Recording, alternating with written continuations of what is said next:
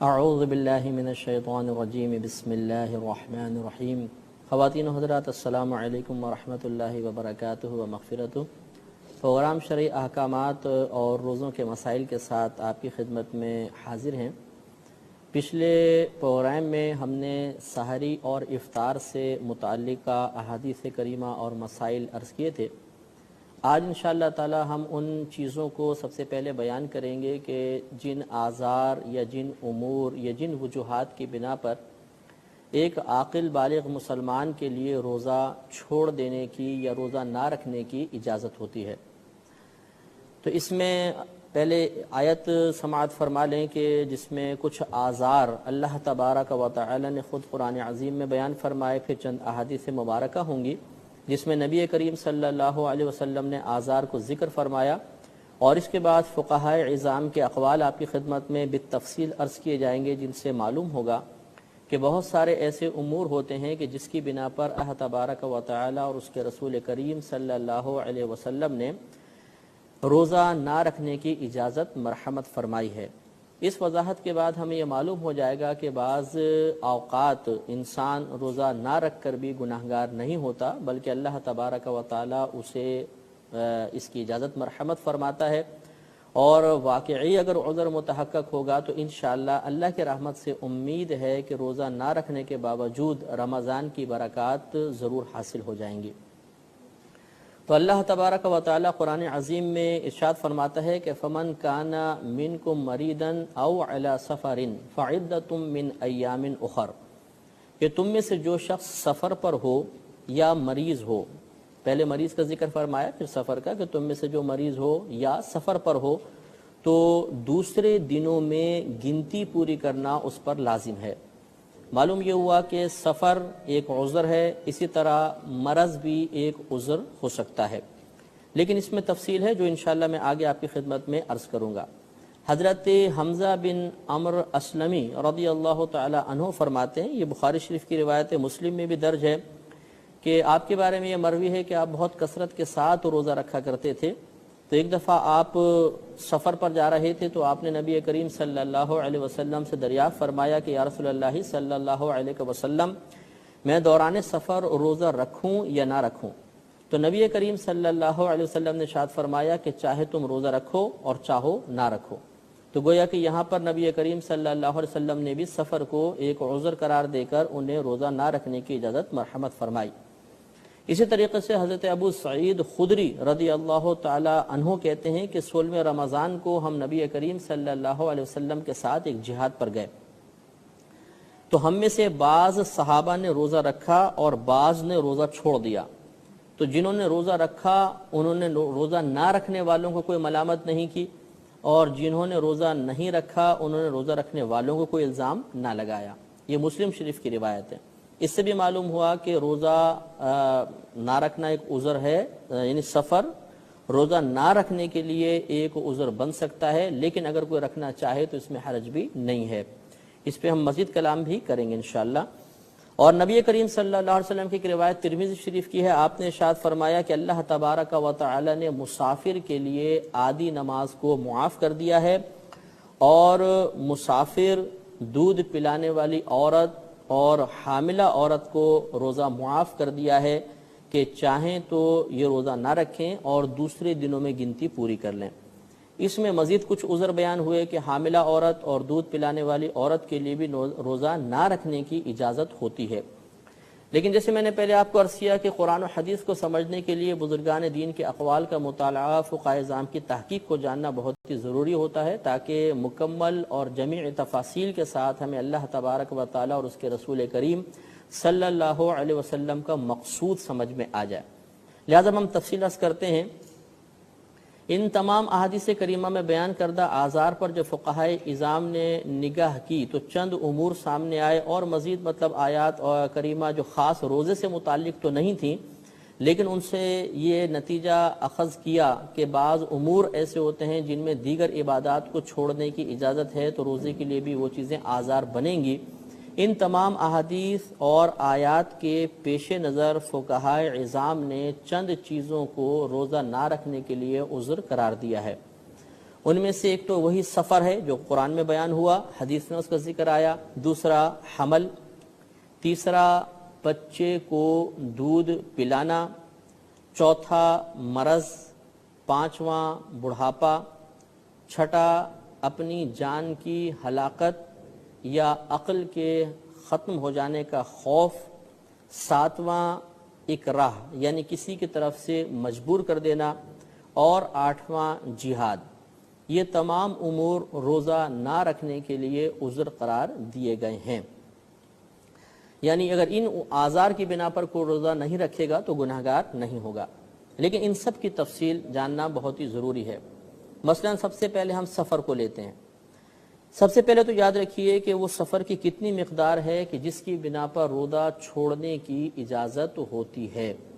تو وہ مقدار وہی مقدار ہے کہ جس مقدار میں سفر کیا جائے تو اللہ تبارک و تعالی نماز کے قصر کی اجازت دیتا ہے۔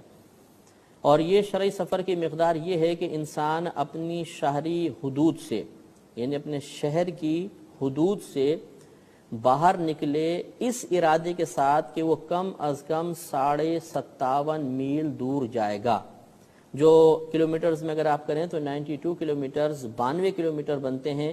کہ جو شخص اپنی شہری حدود سے باہر نکلا اور ارادہ یہ ہے کہ کم از کم 92 کلومیٹر یا 57.5 میل وہ دور جائے گا تو وہ شرعاً مسافر ہو جاتا ہے۔ اس مسافر کو روزہ چھوڑنے کی اجازت ہوتی ہے، لیکن اس میں تفصیل یہ ہوتی ہے کہ مسافر کو روزہ چھوڑنے کی اجازت اسی وقت ہوگی جب دوران سفر اس کو سحری ملے۔ یعنی مثال کے طور پہ ہم سفر کر رہے ہیں اور اب سحری کا وقت آیا، یعنی رات میں سفر جاری ہے، سحری کا وقت آ گیا، تو اگلا دن چونکہ دوران سفر ہی گزرے گا، اس لیے اب اگلے دن کا روزہ چھوڑنے کے لیے عذر متحقق ہو گیا، اگر کوئی چاہے تو روزہ نہ رکھے۔ اس سے یہ معلوم ہوا کہ مثال کے طور پر آپ ابھی گھر پر ہی ہیں، سحری رات آ گئی، سحری کا وقت موجود ہے اور آپ نے کل دن میں سفر کرنا ہے، مثال کے طور پر 10 بجے 11 بجے 12 بجے آپ کی ٹرین کا یا فلائٹ کا وقت ہے، تو اب یہ جو رات میں آپ کو گھر پر سحری مل رہی ہے تو اگلے دن کا سفر اس روزے کو چھوڑنے کے لیے عذر نہیں بنے گا۔ اب آپ کو سحری باقاعدہ کرنی ہوگی، اگر اور کوئی عذر نہیں ہے تو اگلے دن کا روزہ رکھنا آپ پر فرض ہوگا۔ معلوم یہ ہوا کہ روزہ وہی چھوڑنا سفر میں جائز ہوگا یا اس کی اجازت ہوگی جس کی سحری آپ کو دوران سفر ملے گی۔ اگر سحری آپ کو گھر پر مل گئی ہے اور دن میں آپ نے درمیان میں سفر کرنا ہے تو اب یہ روزہ چھوڑنے کے لیے عذر نہیں ہوگا، یہ سفر روزے رکھنے کی راہ میں رکاوٹ نہیں بن سکتا، لہٰذا آپ نے سحری کرنی ہوگی اور سحری کرنے کے بعد اگلا آپ دن میں سفر طے کریں۔ اب مثال کے طور پر کسی کو یہ مسئلہ معلوم صحیح طرح مسئلہ معلوم نہیں تھا، مثلا اس نے سحری کر لی اور پھر دن میں 10 بجے 11 بجے وہ سفر پر چلا گیا اور دوران سفر یہ گمان کر کے کہ شاید یہ سفر ہے اور سفر میں روزہ نہ رکھنے کی اجازت ہوتی ہے، اس نے دوران سفر روزہ توڑ دیا۔ تو اگر دوران سفر روزہ توڑا، سفر کی بنیاد بنا کر سفر کے عذر کو ملحوظ رکھتے ہوئے، تو یاد رکھیں روزہ اب ٹوٹ تو جائے گا لیکن اس پر کفارہ نہیں ہوتا، اس کی قضا رکھنی ہوگی، کیونکہ یہ سحری ان کو گھر پر ملی تھی، روزہ رکھنا فرض تھا۔ اب دوران سفر روزہ توڑا تو لازم سے آتے کہ روزہ تو ان کا شروع ہو چکا تھا، روزہ توڑ دیا تو اب اس کی قضا کرنی ہوگی۔ کفارہ اس پر اس لیے نہیں ہوتا کہ یہاں پر ایک عذر ہے کہ اس نے یہ گمان کیا تھا کہ شاید دوران سفر پہلے سے رکھے ہوئے روزے کو توڑنا بھی جائز ہے، تو چونکہ یہ شک پیدا ہونے کی وجہ سے ایسا ہوا، اس کو مسئلہ معلوم نہیں تھا، شکوک و شبہات اس میں داخل ہو گئے، لہٰذا ایسا کوئی بھی موقع جہاں پر شک ہو شبہ ہو، روزہ توڑنے کا مکمل طور پر اللہ تعالیٰ کی نافرمانی کے ساتھ ارادہ نہ ہو، وہاں پر کفارہ نہیں ہوتا، صرف قضا ہوتی ہے۔ جیسے کہ ہم تفصیل انشاءاللہ ان چیزوں کے بیان میں بتائیں گے آپ کو کہ جن چیزوں سے صرف قضا لازم آتی ہے اور بعض صورتوں میں کفارہ لازم آتا ہے، اس بیان میں آپ کو تفصیل بتائیں گے۔ ابھی آپ خلاصے سمجھ لیجئے کہ رات میں اگر سحری ملی تھی، اگلے دن کا روزہ رکھنا ضروری تھا، انہوں نے رکھا، لیکن دوران سفر یہ سوچ کر کہ شاید یہ سفر روزہ نہ رکھنے کی اجازت میں شامل ہوتا ہے، انہوں نے روزہ توڑ دیا، تو اب روزہ ٹوٹ گیا، قضا لازم ہوگی، کفارہ لازم نہیں ہوگا۔ ایک صورت تو یہ ہوئی۔ دوسری صورت یہ ہے کہ رات میں سحری ملی، سحری رکھی، روزہ شروع ہو گیا، دن میں مثلاً 12 بجے فلائٹ ہے یا 12 بجے ٹرین کا اپنے ٹکٹ وغیرہ لیا ہوا ہے، اب صبح 7 بجے 8 بجے آپ نے سوچا کہ چلیں جی اب تو میں نے سفر کرنا ہی ہے، تو وہ سفر اس کے لیے عذر بن جائے گا۔ اب آپ نے جان بوجھ کر 7 بجے 8 بجے نے سفر سے پہلے پہلے گھر پر روزہ توڑ دیا، تو ایک ہے دوران سفر روزہ توڑا، سفر شروع ہو گیا تھا اب روزہ توڑا، آپ کو بتایا کہ اس پہ قضا ہے کفارہ نہیں، اور ایک ہے کہ ابھی گھر پر موجود تھے، سفر ابھی شروع نہیں ہوا لیکن یہ سوچ کر کہ سفر کروں گا تو وہ سفر اس کے لیے روزہ توڑنے کے لیے عذر بن سکتا ہے، لہٰذا گھر پر ہی توڑ دیا، تو اس صورت میں یاد رکھیں کہ قضا بھی ہوگی اور کفارہ بھی ہوگا۔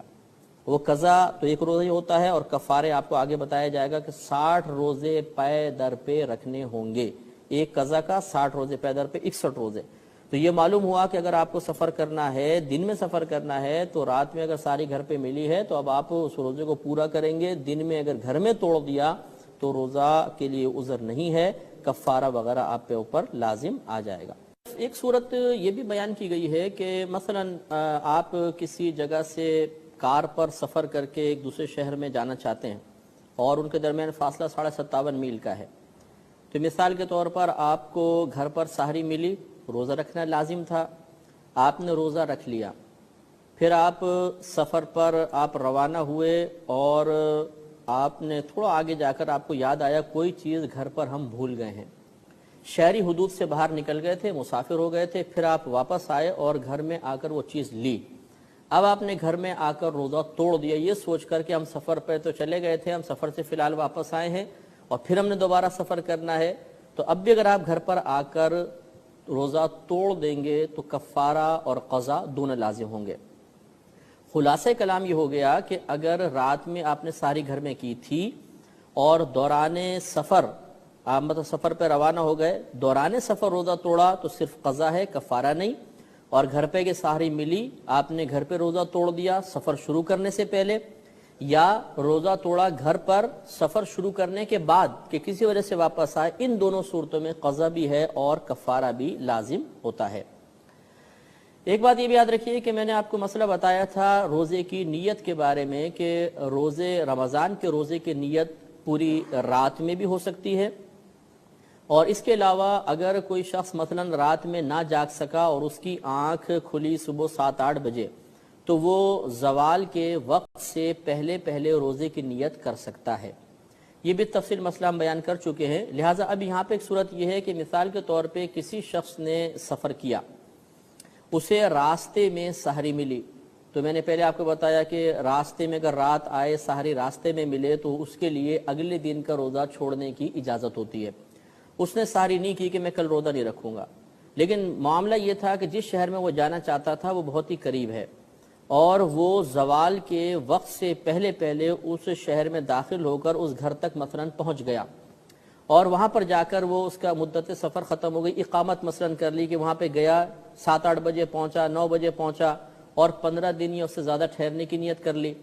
یا اپنے آبائی گاؤں یا آبائی شہر میں پہنچا تو مسافرت ختم ہو جاتی ہے۔ تو کہنے کا مطلب یہ ہے کہ اب سفر کر کے وہ پہنچا، روزہ رکھنے کی نیت نہیں تھی، رات میں سحری بھی نہیں کی، صبح صادق بھی شروع ہو گئی، لیکن زوال کے وقت سے پہلے پہلے وہ شہری حدود میں داخل ہو کر گھر تک پہنچ گیا اور مسافرت بھی ختم ہو گئی تھی، تو اب اس پر واجب ہے کہ زوال کے وقت سے پہلے پہلے اس روزے کی نیت کرے گا، اگر نہیں کرے گا تو شدید گنہگار ہوگا، اور اس پر مطلب قضا تو پہلے بھی لازم تھی اب بھی قضا لازم ہوگی۔ لہٰذا اگر بالفرض کو زوال کے وقت سے پہلے پہلے شہری حدود میں داخل ہو جاتا ہے، سفر میں روزہ نہیں رکھا تھا، تو اب نیت کرنا اس پر واجب ہوگا۔ اب مسئلہ یہ ہے کہ آج کل کے سفر آپ کو معلوم ہے کہ بہت ہی پر آسائش سفر ہے، نرم سفر ہیں، اتنی زیادہ شدت تو نہیں ہوتی۔ ایک سوال لوگ اکثر کرتے ہیں کہ کیا آج کا موجودہ سفر روزہ چھوڑنے کے لیے عذر ہو سکتا ہے؟ کیونکہ پہلے دور میں تو سفر بڑے سخت ہوا کرتے تھے، اس لیے روزہ چھوڑنے کی اجازت تھی، کیا اب بھی اجازت ہوگی یا نہیں؟ تو یاد رکھیں کہ شرعی احکامات بعض ایسے ہوتے ہیں کہ ان میں سبب اور علت کا اعتبار نہیں کیا جاتا، بلکہ حکم ہر دور میں ایک ہی رہتا ہے۔ پہلے سفر کی اگر آپ یوں کہیں کہ پہلے سفر کی مشقت اس بات کا سبب تھی کہ روزہ چھوڑ دیا جائے، لہٰذا اب وہ سبب ختم ہو گیا تو روزہ رکھنا چاہیے، ایسا نہیں ہے۔ شریعت نے ہر دور میں روزہ کے لیے سفر کو عذر مانا ہے۔ یہی وجہ ہے کہ صحابہ کرام علیہم الرضوان پر جب دنیا کی فراخی ہوئی، حضرت عمر فاروق رضی اللہ تعالی عنہ کے زمانے میں خصوصاً جب صحابہ کرام کو بہت زیادہ مال غنیمت ملا اور مسلمانوں کی حکومتیں بڑھیں، اس وقت بھی پر آسائش سفر ہونے کے باوجود، نرم سفر ہونے کے باوجود صحابہ کرام نے روزے میں رعایت حاصل کی ہے۔ لہذا یہ حکم دائمی ہوگا۔ اب اگرچہ کوئی فلائٹ میں سفر کرے، جہاز میں بیٹھا ہوا ہے، ایئر کنڈیشن سفر ہے، یا ٹرین میں سفر کر رہا ہے اور اے سی پارلر میں ہے مثال کے طور پہ، بالکل کوئی دقت نہیں ہے، پریشانی نہیں ہے، اس کے باوجود اس کے لیے روزہ چھوڑنا جائز ہے۔ ہاں، اب یہ فقہائے اعظام نے ضرور بیان فرمایا کہ ایک ہوتی ہے افضل صورت۔ افضل صورت یہی ہوگی کہ یہ لوگ روزہ رکھیں، بلکہ یہ فرمایا کہ اگر اپنی آپ کو ضرر کا اندیشہ ہو یا جو ہمارے ساتھ سفر کر رہے ہیں ان لوگوں کے ضرر کا اندیشہ ہو کہ انہیں ہمارے روزہ رکھنے سے تکلیف پہنچے گی، تو ایسی صورت میں روزہ رکھنا افضل ہوتا ہے، اور بعض صورتوں میں اگر انہیں روزہ رکھنے کی وجہ سے اذیت ہوگی تو نہ رکھنا افضل ہوگا۔ تو یہ دیکھ لیں گے کہ اگر روزہ رکھنا یا روزہ نہ رکھنا برابر والوں کے لیے، خود اپنے لیے ان میں سے کوئی باعث تکلیف بن رہا ہو تو اگر روزہ رکھنا باعث تکلیف ہے اپنے لیے دوسروں کے لیے تو نہ رکھیں۔ اگر روزہ نہ رکھنا بن رہا ہے تو پھر یعنی روزہ رکھنا بن رہا ہے تو نہ رکھیں، نہ رکھنا بن رہا ہے تو پھر رکھ لیں۔ یہ دونوں صورتیں پہ ہم توجہ کر سکتے ہیں۔ آگے ہے حمل کا مسئلہ، آپ کو بتایا تھا کہ دوسرا عذر حمل ہے اور تیسرا دودھ پلانا۔ اس میں مسئلہ یہ ہوتا ہے کہ حاملہ عورت اور دودھ پلانے والی عورت کے لیے روزہ چھوڑنے کے آزار کی تفصیل یہ ہوتی ہے کہ اگر کوئی مثلا لیڈی ڈاکٹر ہیں، انہوں نے بتایا کہ بھئی اگر آپ نے روزہ رکھا تو بچہ بہت کمزور ہو جائے گا اور ہو سکتا ہے بچہ ہلاک ہو جائے، یا ماں کی صحت کو شدید نقصان کا اندیشہ ہے اور اس کے بعد وہ بچے کے حمل کی متحمل نہیں ہو سکے گی، تو یہ آزار ہوتے ہیں۔ تو کوئی ماہر ڈاکٹر بتا دے، یا سابقہ زندگی میں ایسا ہوا تھا کہ ماں مثلا 1-2 سال پہلے ایسی حمل تھا اور عورت نے روزے رکھے تھے جس کی وجہ سے حمل میں بگاڑ پیدا ہو گیا تھا، تو یہ سابقہ زندگی کا تجربہ یہ بھی ایک دلیل ہوتا ہے۔ یا ایسا ہوا کہ پہلے تجربہ بھی نہیں تھا، کسی لیڈی ڈاکٹر نے منع بھی نہیں کیا، عورت نے روزہ رکھا اور اب اس کو ویکنس شدید محسوس ہو رہی ہے اور اس کی وجہ سے وہ محسوس کر رہی ہے کہ بچے کو نقصان ہوگا، تو یہ جو مشاہدہ ہے، موجودہ مشاہدہ، یہ بھی عذر بنتا ہے۔ تو معلوم یہ ہوا کہ حاملہ عورت ہو یا دودھ پلانے والی عورت ہوں، ان کے لیے روزہ چھوڑنے کی اجازت اس صورت میں ہوگی جب 3 چیزوں میں سے کسی ایک چیز کے ساتھ متحقق ہو جائے کہ روزہ ان کے لیے نقصان کا باعث ہوگا۔ وہ 3 چیزیں یہ ہیں کہ یا تو ماہر ڈاکٹر بتائیں گی، یا سابق زندگی کا تجربہ ہوگا، یا موجودہ مشاہدہ ہوگا، تب ان کو روزہ چھوڑنے کی اجازت ہے، بعد میں یہ روزے کی قضا کریں گے۔ ایک عذر مرض بھی ہوتا ہے۔ مرض سے مراد یہ ہوتا ہے کہ عام امراض نہیں ہے کہ نزلہ کھانسی ہوا تو روزہ چھوڑنے کی اجازت مل جائے گی، یا جیسے بعض ڈاکٹرز ہوتے ہیں کہ معمولی امراض پر مریضوں کو مشورے دے دیتے ہیں کہ آپ روزہ چھوڑ دیں۔ یہاں پر بھی وہی تفصیل ہے جو حاملہ اور دودھ پلانے والی عورت کے بارے میں ہے کہ مرض کے بارے میں یا تو کوئی ماہر ڈاکٹر جن کے دل میں خوف خدا بھی موجود ہو، کوئی اس کی ظاہری علامت ہمیں نظر آ رہی ہو، وہ یہ ہمیں کہیں کہ اگر آپ روزہ رکھیں گے تو آپ کا مرض بڑھ جائے گا، دیر میں اچھا ہوگا، یا آپ شدید بیمار ہو جائیں گے، ایسی صورت میں روزہ چھوڑنے کی اجازت ہوتی ہے۔ یا پھر سابقہ زندگی کا تجربہ ہو کہ پچھلے رمضان میں مثلا روزہ رکھا تھا تو بہت زیادہ تکلیف شروع ہو گئی تھی، تو اس رمضان بھی یہ ممکن ہے کہ ہو جائے تو روزہ چھوڑ دیا۔ جیسے دمے کے مریض ہوتے ہیں کہ بیچارے سردیوں میں مثلا روزے آئے، پچھلے روزے بھی سردیوں میں تھے تو بہت دمے میں تکلیف ہو گئی تھی اور دوائی وغیرہ یوز کرنی پڑی تھی، اور اس دفعہ بھی امید ہے کہ سردیاں ہیں مثال کے طور پر، تو اب اگر ہم روزہ رکھیں گے تو شدید تکلیف ہوگی، تو یہ جو تجربہ ہے سابقہ زندگی کا یہ بھی ایک دلیل بنتا ہے۔ اور تیسرا وہی کہ اگر مرض ہے اور انسان نے روزہ رکھا اور مرض بڑھنے لگا، یا یہ کہ امید تھی کہ 1-2 دن میں ختم ہو جائے گا لیکن اب وہ اور لمبا ہو گیا، 1-1.5 ہفتے تک پہنچ گئی اس کی مدت، تو یہ بھی موجودہ مشاہدہ بھی عذر ہے۔ تو مریض کو چاہیے کہ ان 3 چیزوں میں سے کسی ایک چیز کے ذریعے دلیل طلب کرے، تب وہ روزہ چھوڑ سکتا ہے، اگر ویسے چھوڑا تو شدید گناہگار ہوگا۔ اس کے بعد حیض و نفاس بھی ایک عذر ہوتا ہے۔ حیض و نفاس مثال کے طور پر کوئی بہن ان دنوں میں مخصوص ایام میں ہیں تو ان پر روزے فرض نہیں ہوتے ہیں، نمازیں بھی معاف ہیں، روزے بھی فی الحال معاف ہیں، لیکن بعد میں نمازوں کی قضا نہیں ہوتی ہے اور روزوں کی انہیں قضا بہرحال رکھنی ہوگی۔ ایک مسئلہ اس میں یاد رکھیے کہ اگر کسی بہن کو مثلا حیض آتا ہے اور 10 دن تک مکمل آتا ہے، ہم نے حیض کے بیان میں آپ کو بتایا تھا کہ حیض کی کم از کم مدت 3 دن ہے اور زیادہ سے زیادہ 10 روز ہے۔ اب اگر کوئی خاتون 10ویں روز پاک ہو گئیں اور ابھی مطلب مثلا رات میں وہ پاک ہو چکی ہیں، تو ان پہ لازم ہے کہ چاہے غسل کرے نہ کریں، اگلے دن کا روزہ رکھنا ان کے اوپر لازم ہوگا۔ اور اگر بالفرض یہ پہلے فارغ ہو گئی ہیں 10 دن سے پہلے، تو پھر یہ حکم ہوتا ہے کہ اگر انہیں مطلب رات میں جیسے مثلا 3 بجے 4 بجے فارغ ہوئی ہیں، پاک ہو گئی ہیں، تو اگر انہیں غسل وغیرہ کرنے کے بعد پھر اتنا وقت مل گیا جس میں یہ تھوڑی بہت سحری کر سکتی ہیں، یعنی فجر شروع نہ ہوئی ہو، تو پھر بھی ان کے لیے فرض ہوگا کہ اب اگلے دن کا یہ روزہ رکھیں گی۔ ہاں اگر ایسا ہوا کہ رات میں مثلا آخری دن چل رہا، چوتھے 5ویں دن ان کا حیض بند ہوتا ہے مثال کے طور پر، اور یہ آخری رات چل رہی تھی اور حیض ایسے وقت میں بند ہوا، ایسے وقت میں یہ پاک ہوئیں کہ صبح صادق ہو چکی تھی، تو اب ان کے لیے عذر ہے، یہ دن ان کے لیے روزے کے رکھنے کے لیے ضروری نہیں ہے، یعنی اب ان کو دن میں نیت نہیں کرنی ہوگی کہ زوال سے پہلے پہلے نیت کریں، بلکہ رات میں چونکہ بالکل موقع نہیں ملا، اس لیے یہ روزہ چھوڑنا ان کے لیے جائز ہے۔ یہ بھی یاد رکھیں کہ جو خاتون ان مخصوص ایام میں ہوں یا نفاس میں مبتلا ہوں، ان کے لیے کھانا پینا روزے یعنی دن میں روزہ تو رکھیں گے نہیں، تو کھانا پینا بالکل جائز ہے، چاہے چھپ کر کھائیں چاہے یہ گھر والوں کے سامنے کھائیں، ان کے لیے بالکل جائز ہے، لیکن افضل اور اولا یہ ہوتا ہے کہ یہ چھپ کر کھائیں، سب کے سامنے ظاہراً نہ کھائیں۔ اگلا عذر ہے کہ جان کی ہلاکت کا یا عقل کے نقصان کا صحیح اندیشہ ہو، تب بھی روزہ چھوڑ سکتے ہیں، اور یہاں پر بھی وہی صورتحال ہے جیسے میں نے آپ کو بتایا کہ یا تو کوئی ماہر ڈاکٹر کہے کہ اگر آپ روزہ رکھیں گے تو آپ ہلاک ہو جائیں گے، یا عقل ختم ہو جائے گی، پاگلوں کی سی حرکتیں شروع ہو جاتی ہیں، یا سابقہ زندگی کا تجربہ تھا کہ روزہ رکھا تھا تو ہلاکت کے قریب پہنچ گئے تھے، یا عقل زائل ہو گئی تھی، اور یا پھر موجودہ مشاہدہ ہے کہ روزہ رکھنے کے بعد ہوش و حواس سب چلے گئے اور بالکل کسی کو پہچان نہیں رہے ہیں، پاگلوں کی سی کیفیات ہو گئی ہیں، یا بالکل مرنے کے قریب ہو گئے ہیں کہ غشی طاری ہو رہی ہے، بار بار اتنا ضعف غالب ہو گیا،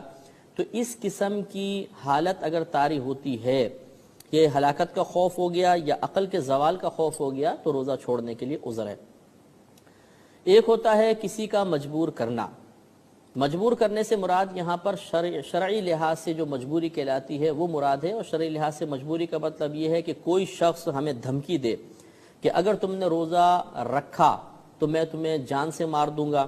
یا تمہارا کوئی عضو ضائع کر دوں گا، اور ہمیں یقین ہے کہ اگر ہم اس کی بات نہیں مانتے تو ہم ہلاک ہو جائیں گے، یہ مار دے گا یا عضو کاٹ دے گا، تو یہ جو مجبوری کی اب حالت آئی کہ جان کا خوف ہے یا کسی عضو کے تلف ہو جانے کا، ضائع ہو جانے کا خوف ہے، اس حالت کو حالت اکراہ کہتے ہیں، اسے اکراہ شرعی بھی کہتے ہیں۔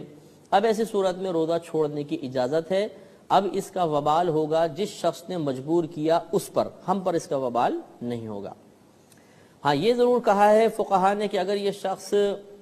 اس کی بات نہ مانے کہ چاہے تم مجھے مار دو چاہے میرا عضو تلف کر دو، میں تو روزہ ضرور رکھوں گا، اور اس کی طرف سے آنے والی تکلیف پر اس صبر بھی کرنے میں کامیاب ہو جائے، یعنی نہیں مانے اور وہ تکلیف پہنچائے اور یہ اس کو برداشت کرے، تو یہ بہت ہی افضل جہاد ہے اور اس کو بہت ہی ثواب ملے گا۔ اسی کے ساتھ ہی میں نے آپ کو بتایا کہ ایک مسئلہ یہ ہوتا ہے کہ مثلا کوئی جہاد پر جا رہا ہے، مشقت بہت شدید ہے، تو اس کے لیے بھی عذر ہو سکتا ہے، جیسے نبی کریم صلی اللہ علیہ وسلم نے جہاد کے دوران صحابہ کرام کو روزہ چھوڑنے کی اجازت مرحمت فرمائی ہے۔ بعض بھائی ہم سے سوال کرتے ہیں کہ ہمارا کام بہت ہارڈ ہے، بہت شدید ورکنگ ہے ہماری دن کے اندر، اگر ہم روزہ رکھتے ہیں تو شدید ضعف غالب ہو جاتا ہے اور روزہ پورا کرنا مشکل ہو جاتا ہے، اس میں کیا کریں؟ تو یہ اصول اچھی طرح یاد رکھیے گا کہ اگر انسان روزہ رکھ کر اپنا کام پورا کر سکتا ہے تو پھر تو اس پہ روزہ رکھنا فرض ہے۔ دوسری صورت یہ ہے کہ روزہ تو پورا ہو جائے گا لیکن تھوڑی بہت تکلیف پہنچے گی، یہ بھی عذر ہے، یہ بھی مطلب عذر نہیں ہے، اب بھی رکھے گا۔ تیسرا یہ ہے کہ روزہ کام بڑا ٹائٹ ہے اور روزہ بڑے شدید تکلیف پہنچائے گا، اور لیکن صورت یہ ہے کہ اگر یہاں پہ آپ کام کرنا چاہیں ٹھیک، ورنہ چھوڑ کے کوئی اور پہ بھی آپ کام کر سکتے ہیں، اور یہاں پر مالک منع کر رہا ہے یا کام بڑا ہارڈ ہے تو یہ بھی عذر نہیں ہے، ہمیں کام چھوڑ کے دوسرا کام اختیار کرنا ہوگا اور روزہ رکھیں گے۔ اور آخری صورت اس میں یہ ہے کہ مثال کے طور پہ کام بہت سخت ہے اور کوئی کام کہیں مل ہی نہیں رہا، اور مالکان یہ کہتے ہیں کہ ہم تو پورا کام لیں گے اور آپ روزہ رکھیں گے تو آپ سے کام نہیں ہوگا، ہم نوکری سے نکال دیں گے، ایسی صورت میں جب آدمی مجبور ہو جائے تو شریعت نے اجازت دی ہے کہ وہ روزہ چھوڑ سکتا ہے اور باقی دنوں میں گنتی پوری کرے. لیکن یہاں پر دیانتداری کے ساتھ ہمیں غور کرنا ہوگا کہ واقعی کام سخت ہے, دوسرا کو کام نہیں مل سکتا, تب اس کے اندر رعایت مل سکتی ہے, ورنہ تھوڑی بہت مجبوری کی وجہ سے رعایت نہیں ملے گی, شدید گناہگار ہوں گے. اب چونکہ پروگرام کا وقت ختم ہو رہا ہے, انشاءاللہ دیگر مسائل کے ساتھ اگلے پروگرام میں حاضری کا شرف حاصل ہوگا. اب آپ ہمیں اجازت مرحمت فرمائیں. وآخر دعوانا ان الحمدللہ رب العالمین.